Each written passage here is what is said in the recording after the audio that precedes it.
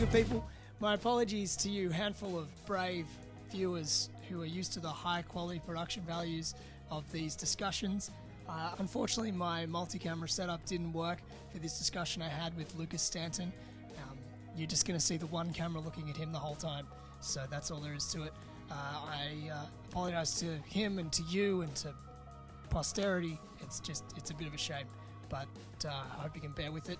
You can always listen to the audio version of the podcast on your favorite podcast listen place of choice, and you can check out my website papafire.com for all the other stuff and other episodes. Cheers. See ya. Yeah, welcome to the show, Lucas Stanton. It's a pleasure to have you, mate. So, people who haven't seen your work, you're a filmmaker. Do you want to give yourself some big ups? Why? What have you been working on? Well, let's check out my Instagram, Stanton Film Photography Life. Get into it. I'm also on Vimeo. There's a link to my Vimeo there. I've got over 43 videos on there. Yeah, check it out. You probably won't. It's just people on the internet. Why would you trust them? I mean, I think about what I do on the internet. I never do what people tell me. When people go like and subscribe, I'm like, nah. I like and subscribe to every video now. Every video. Every video? Yeah. You're a good man. I am. You're a good man. I like it. You know, it helps the algorithm. It helps these people, and I'm just thinking, you know, I'll make it a habit. I'm always liking and subscribing. That's good. See, I'm just a contrarian by nature. So when I'm told what to do, I automatically go, I don't know, maybe not. But look, if I do like the people and I like the product, I like what they're making, then I will definitely give them a thumbs up and I'll definitely give them a subscription. Well, I am subscribed to you. You know it.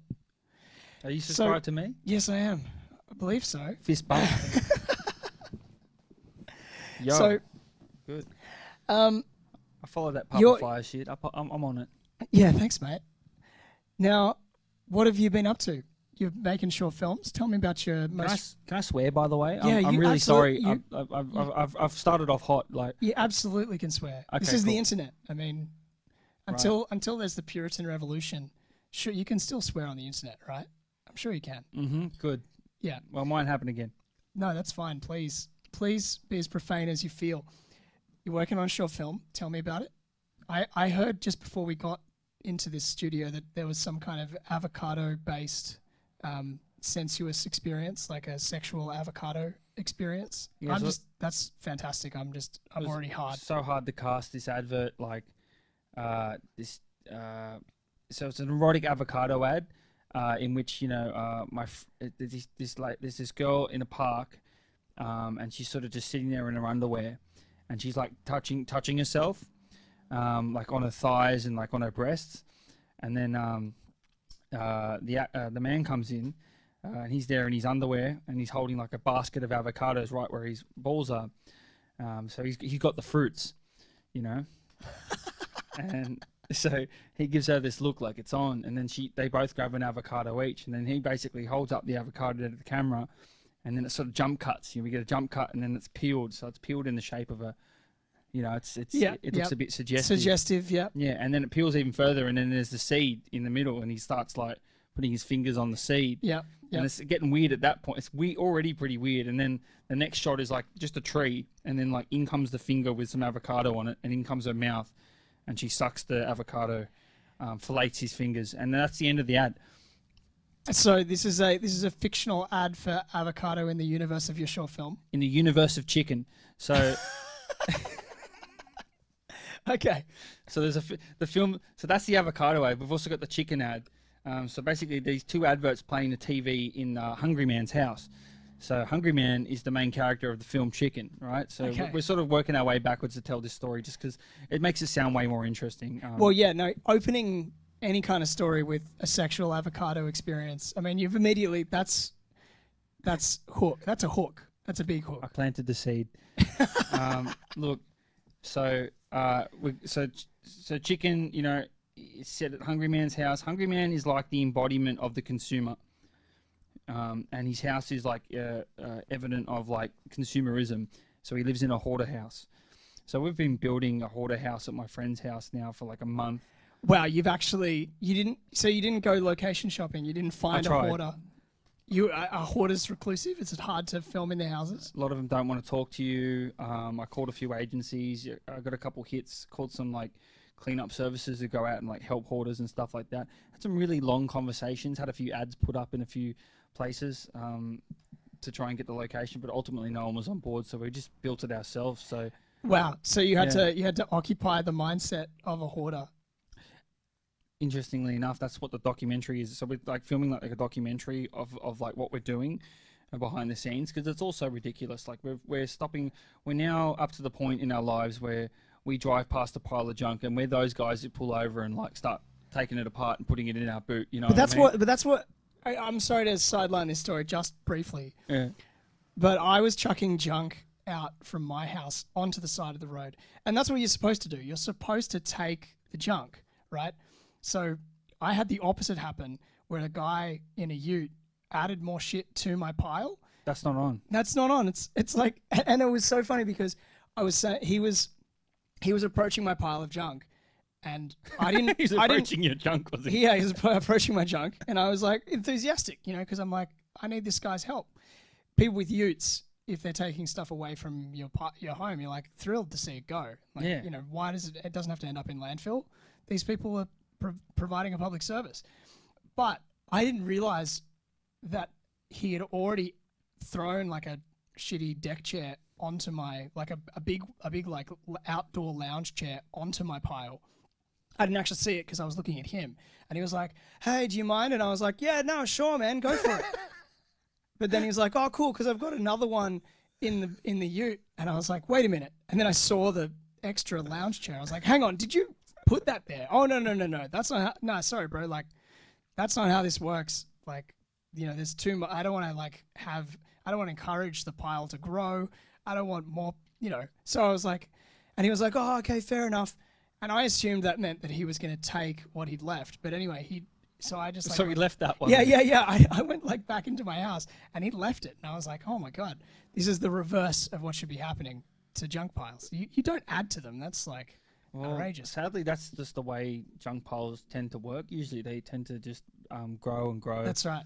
The world just grows and grows. I mean, garbage is just, we produce garbage as humans. That's what we do. That's true. So we're making a film about garbage.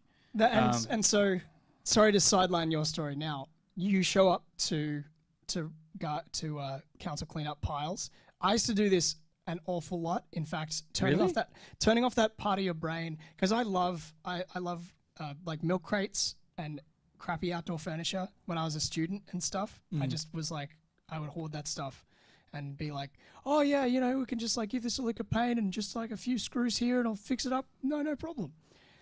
And once you've been in that headspace, it's really hard to start walking past those piles, even when you don't need anything and you're like, I'm pretty sorted and I've got all my outdoor furniture on lock, and you still see the allure of the pile and you're like, oh, is there anything lurking in there?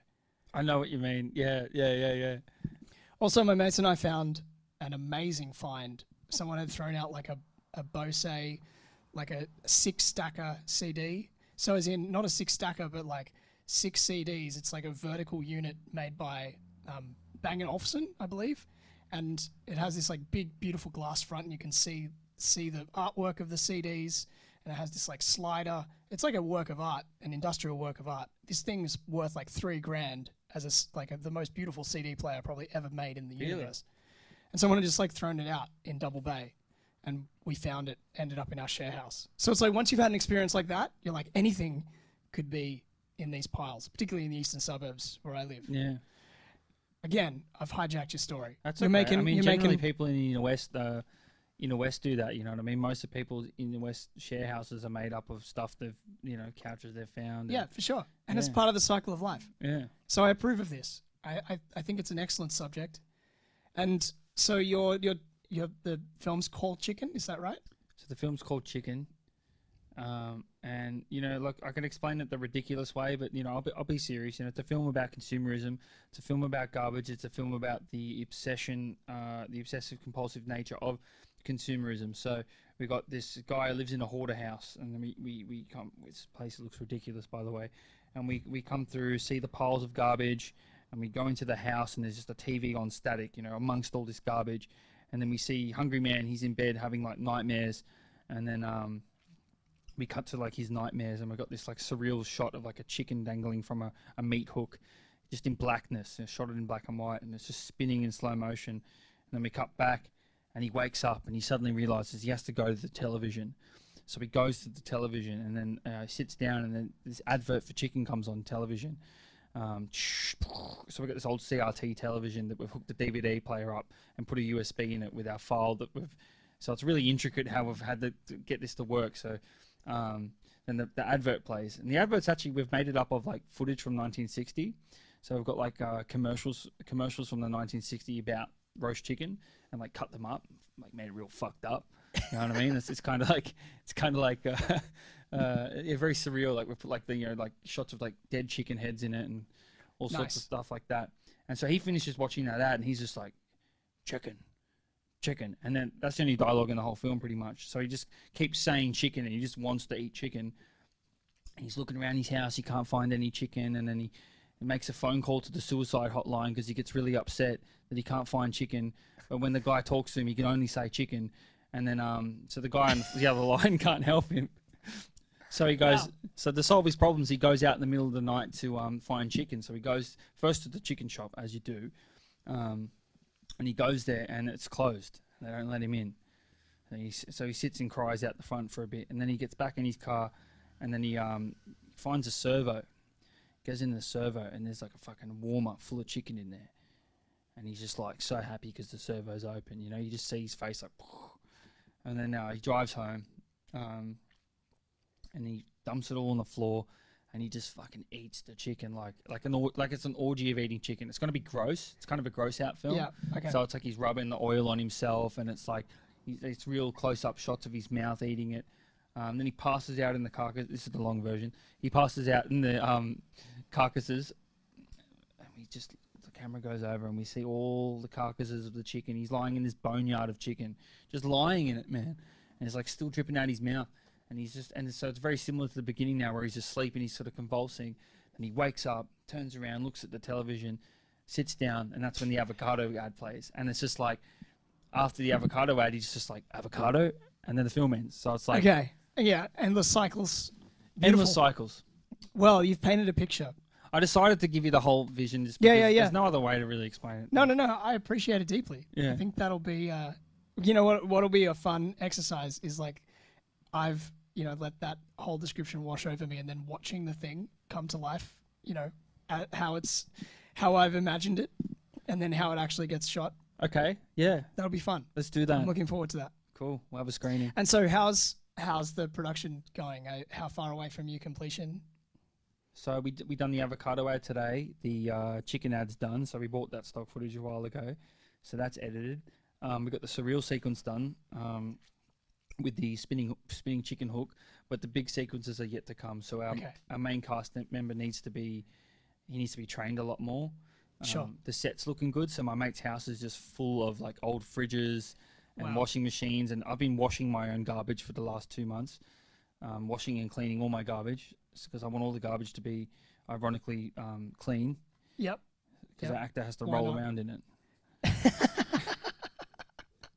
This is a tremendous amount of commitment. I have a great deal of admiration for your level of commitment to this exercise. Well, it's not my house. Well, I mean, even just to be able to find someone who is willing to put up with their house being converted. Well, he wrote it. It's his film. He's funding it. He can deal with it, man. Well, so there you go. I didn't realize that it was the pair of you. So I'm like producing in a traditional sense, where I'm like bringing this thing to the, I've read the script and gone, we can fucking do this, man. If you got this much money, I'll make this happen for you. So you know what I mean? I'm bringing it to life for him. He's helping as much as he can because he's still at work. But this is what I do now. I just collect garbage and, edit footage from 1960, and I've been doing all sorts of cool stuff, and it's a lot of fun. That's great, man. So I guess this show is mostly about what artists are up to and also how they make ends meet. Like How Art Works is the name of the show, and so I also like to, wonder about in your pursuit of these wild and crazy dreams. I'm assuming that there's not a huge deal of funding for this surreal consumerist take on chicken. And so, what else do you do to keep the to keep the fires going? What are your gigs that you're engaged with?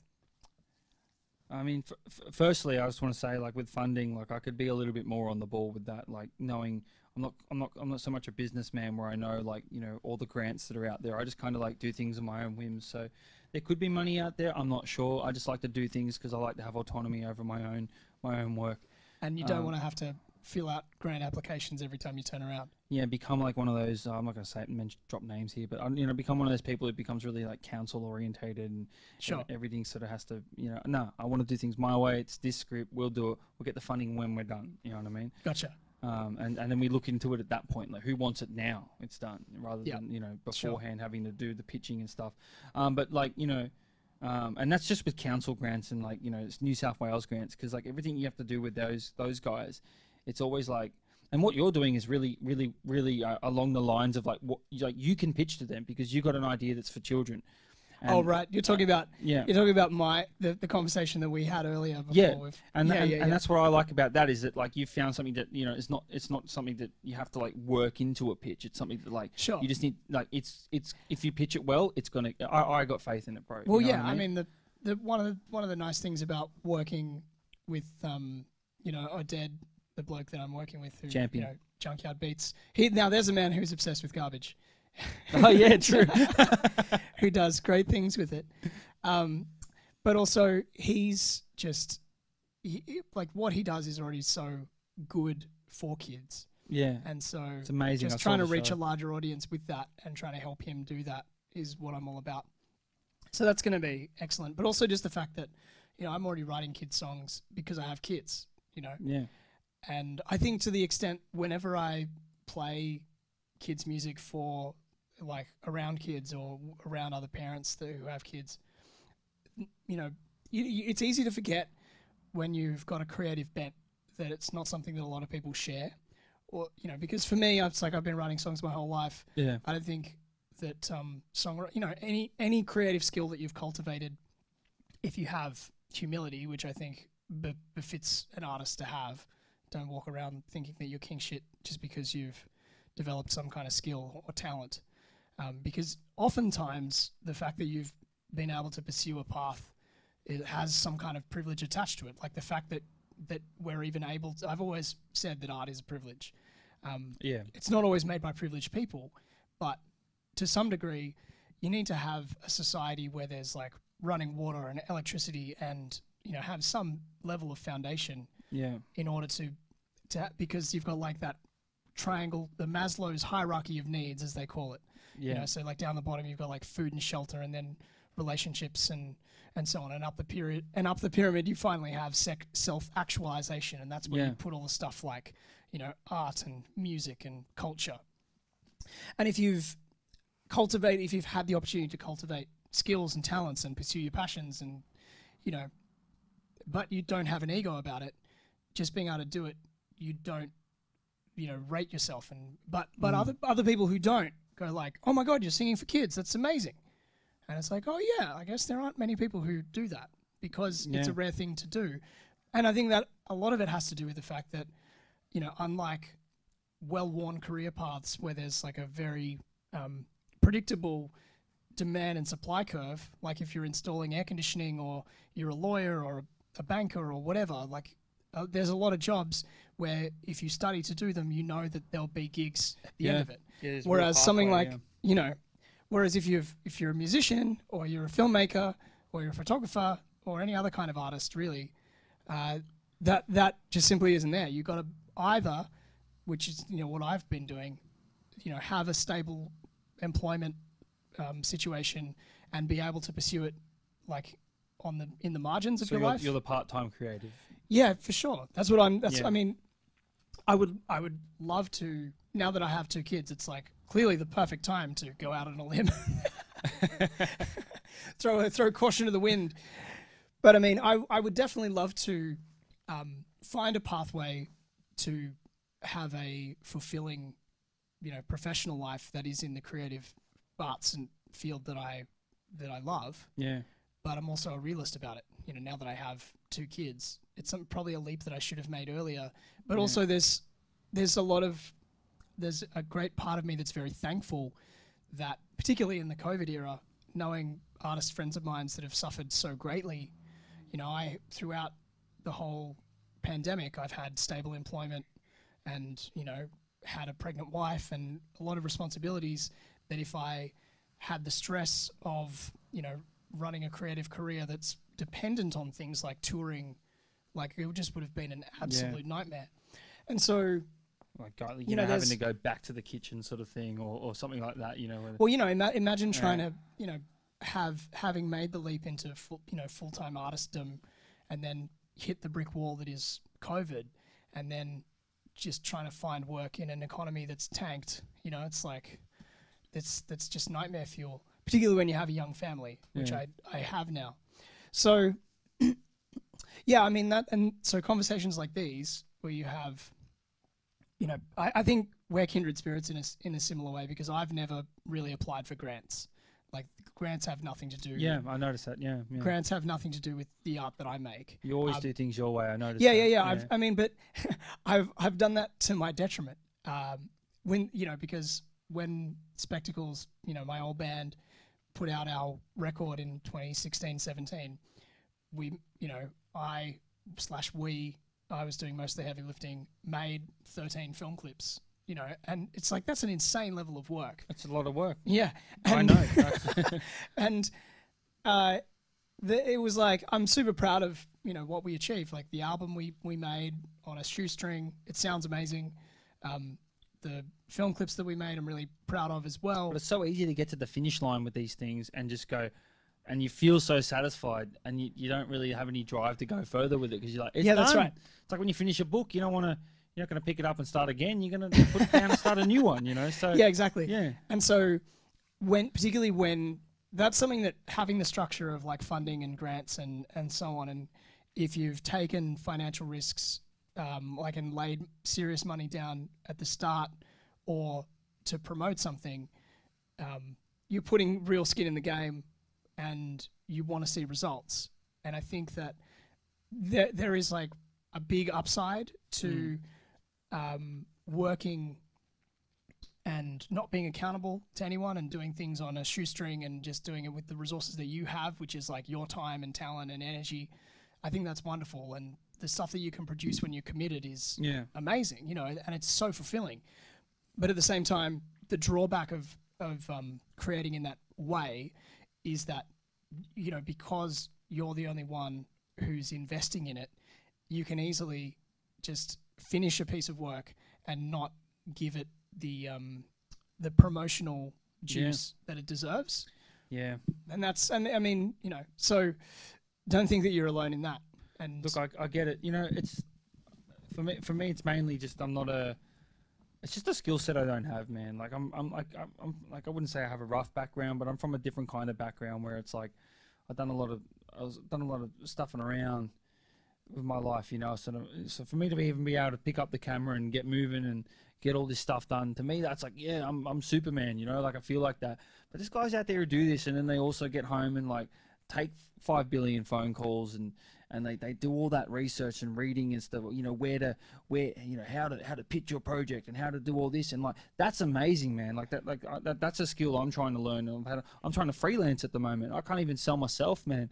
You know, I'm hanging on with these jobs, but you know, there's guys out there that they're, you know, oh my god, their followers, they got like 1,000 followers. How'd they do that? But you know what I mean? Like, it's like, you see these guys and they're fucking promoting themselves and they know they got the means to do it. And it's just something I don't have, and I'm trying to learn, and I'm trying to build on, you know what I mean, as well. So yeah, no, it's definitely a learning experience, but it's also one of those things where Australian culture, like our culture, I mean, I rate humility as like I think that it's a very important trait to have. But when you go over to the States and you see people who are not ashamed of self-promotion, I think there's something admirable about that as well. Mm-hmm, and I think drawing that balance is so delicate, which is, you need to not be ashamed of yourself and feel like you're worthy of putting yourself out there and saying like, yeah, this is who I am. This is what I do. I don't feel like I'm big noting myself. And the problem is that there's so many poisonous, fevered egos who are doing the self-promotion thing without the kind of level of graft, talent, and dedication to back it up. And so you don't want to be one of those. Yeah. It's people out there who really do poison the well. But there are so many people who have the balance, which is like, being able to promote themselves without shame or fear, or and also have the like chops to back it up. So we've got the content, man. The content. Yeah, man. Well, I don't want to keep you too long, Lucas. Oh well, yeah. No, I'm not done. You're not done. Good. I don't want to. I mean, I also don't want to. We're going to talk about how I survived. Yeah. Yeah. We're going to get back to that because I talked about the one way. Is that like there is a bit of a struggle, but at the same time, I'm quite privileged. I'm not gonna lie. It's not like my life's just still a struggle. I've got a good relationship. Me and my girlfriend are living in this house that let's just say the cost is low, and that's massive help for me, and I wouldn't be able to do what I do if it wasn't for her. And she's really just the best thing that's ever happened to me. Not just because of that, just because like before I met her, I wasn't even driven.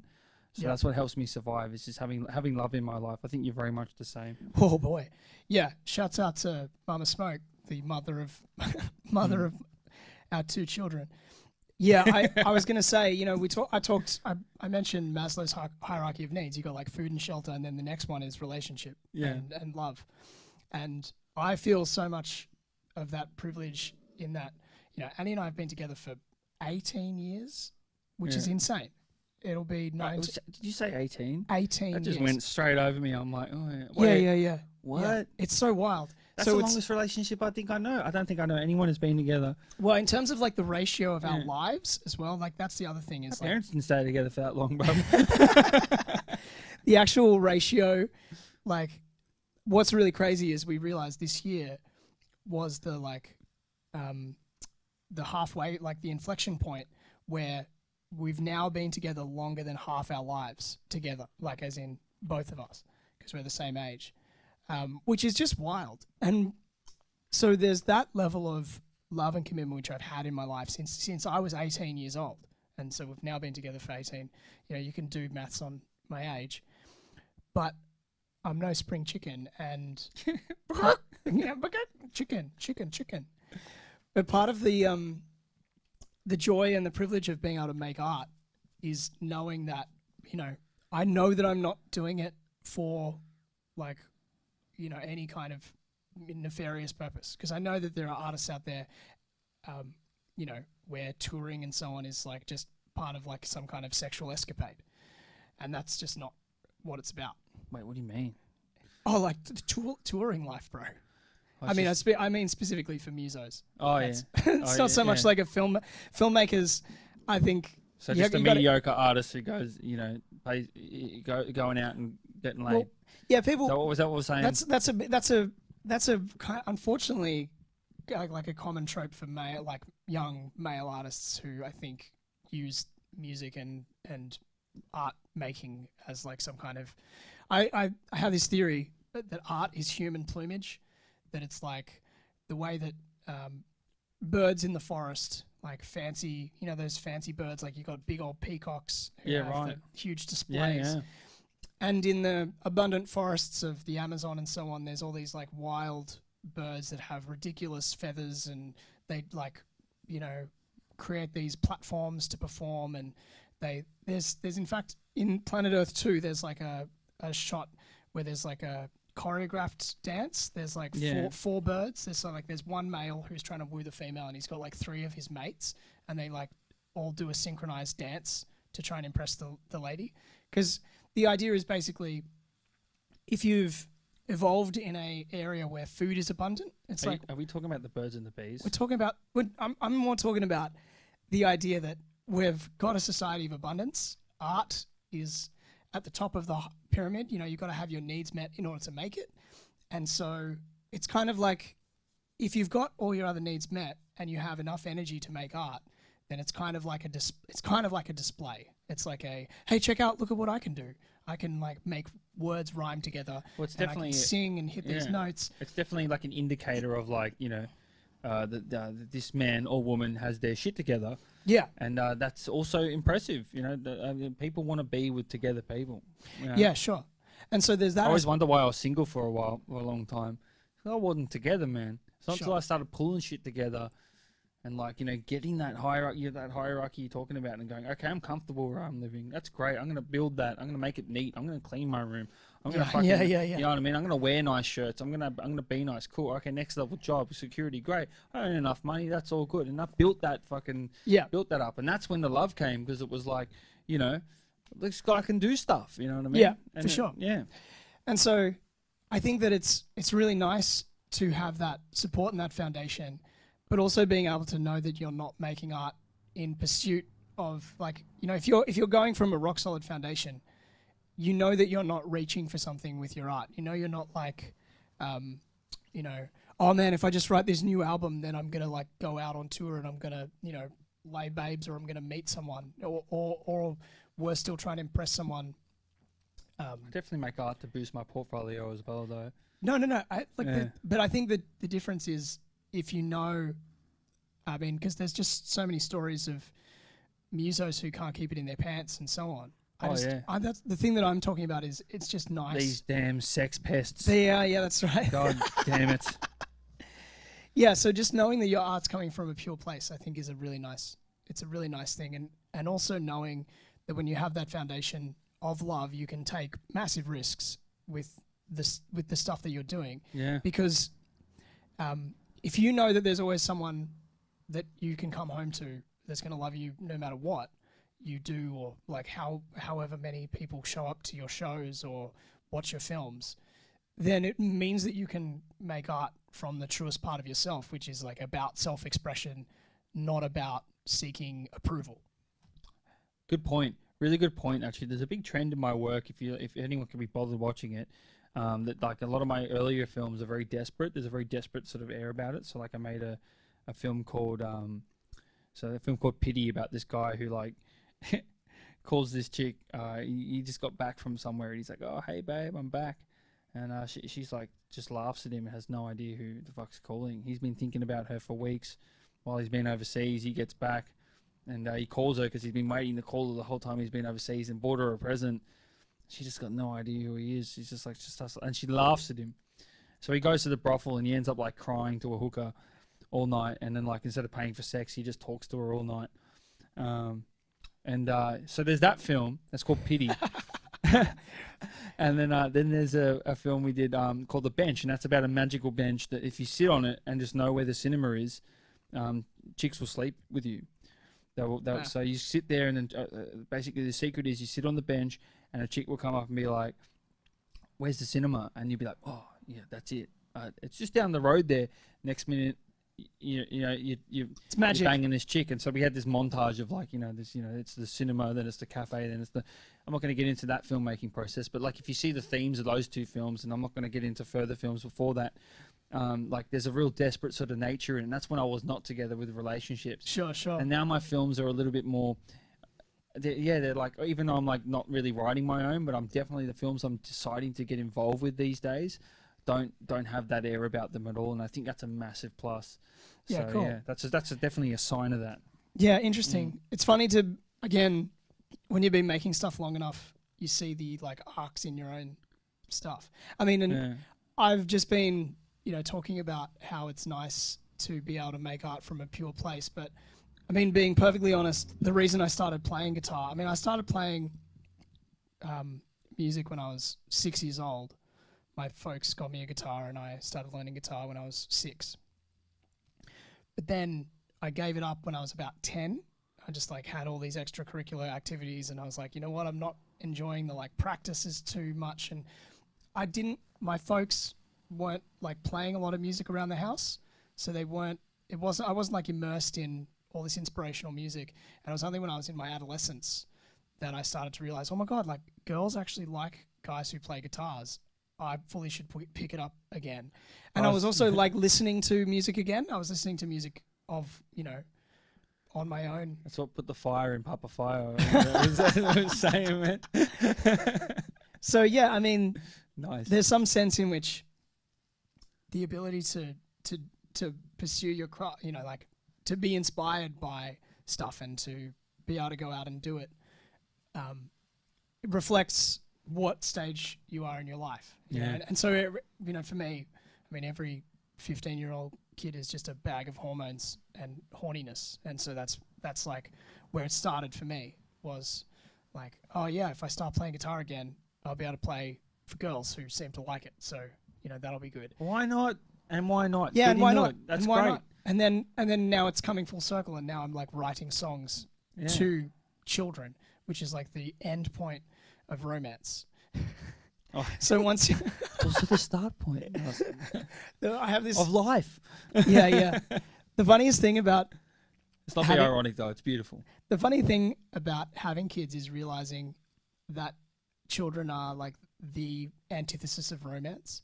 Like if you bring a screaming baby into a like restaurant where people are trying to have dates, it's like the worst thing you could possibly do.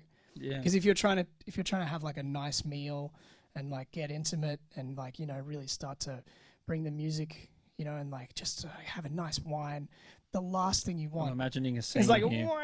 So it's like, you know, it's a dinner with like, you know, this couple, and they're sitting there and they're having a romantic night, and then like, you know, the screaming baby comes in, and one says to the other, "Did you bring the condoms?"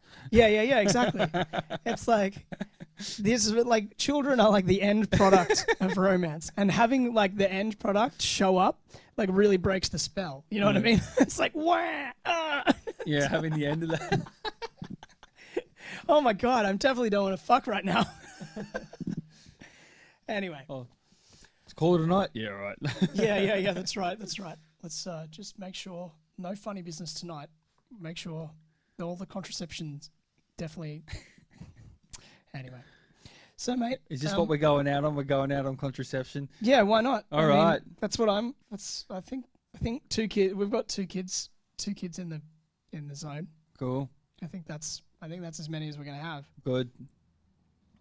But yeah, I don't know. And unless there's any further thoughts, do you want to remind people where they can find you? Oh yeah, you know, Stanton Film Photography Life. I really should change my handle, but yeah, Instagram, get into it. There'll be a link. Pretty active. You can track the progress of the film as we're going. You can see the garbage heap mounting. You can see the rehearsals, all the updates, and also my freelance work. You can check me doing weddings, studio work, promotions. I'm doing something this Friday with your mate Aded. Yes. So shout out to Aded of Junkyard Beats. So you know, I'm always out there doing stuff. Check it out. And then my Vimeo. Yeah, if you're bored and got nothing to do, just log on to that.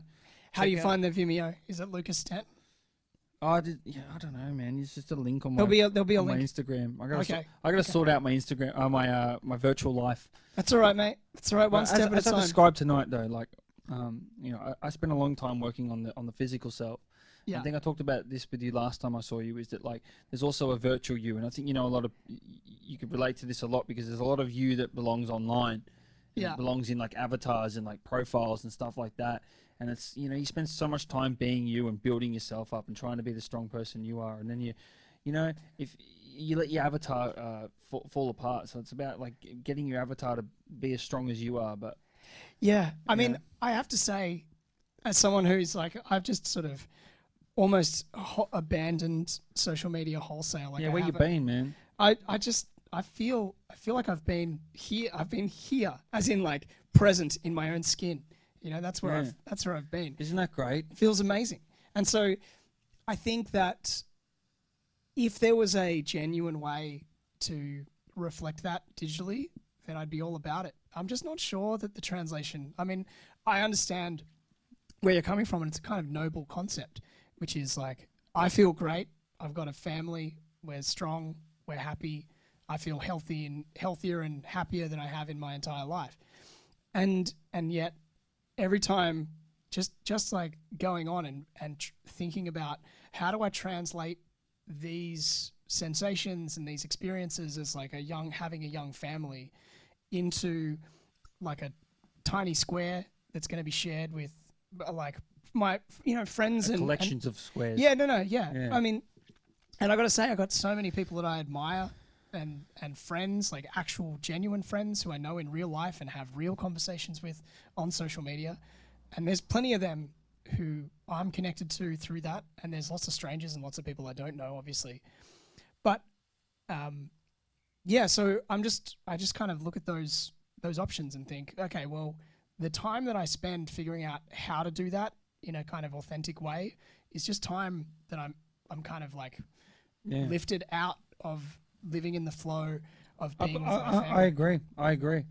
But but it's like it's it's weird. like I mean, like I'm a freelancer, so it's like really important for me to build that up. Like I got to get that. Well, I'm a muso, right? Like that's you want gigs. It's the same. It's the same. It's the same. I've just cop it. Just get a selfie every now and then. People love it, man. Just do it. Is that what we're going out on? That's what we're going out on. Not going out on contraception. No, we're going out on we're going out on selfies. Self masturbation. All right. See you, bros. Thanks for coming. You're a ledge. Oh, that's great.